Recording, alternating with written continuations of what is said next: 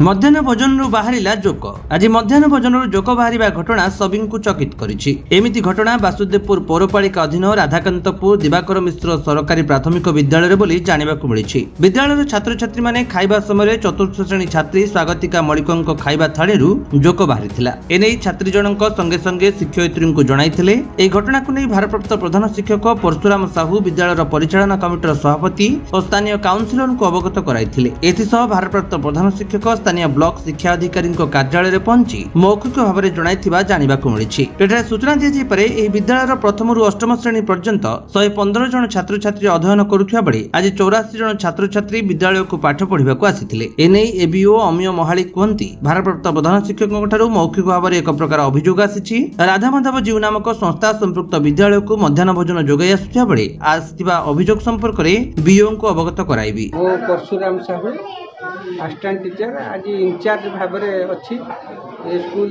भारप्राप्त प्रधान शिक्षक होती विष्णुमोहन बेहरा। से छुट्टी थी जो मु इंचार्ज थी।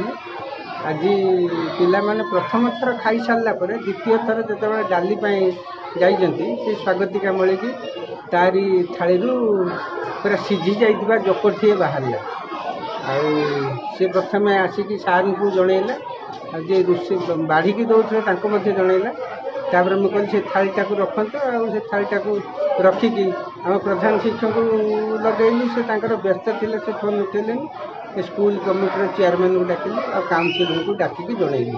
एने बीओ कार्यालय को अवगत कर बीओ कार्यालय को अवगत करूँ कारण नंबर ना। तापर आम जहाँ से बुझिलु सीआरसी ठारू से गोटे मीटिंग व्यस्त थे से पाखक फोन लगेगा जो से लगे जन पारिना। क्या दोष देवे पिला मध्याह्न भोजन रु जोक बाहर दोष क्या देवे पाचिका को देवे ना आ क्या देवे?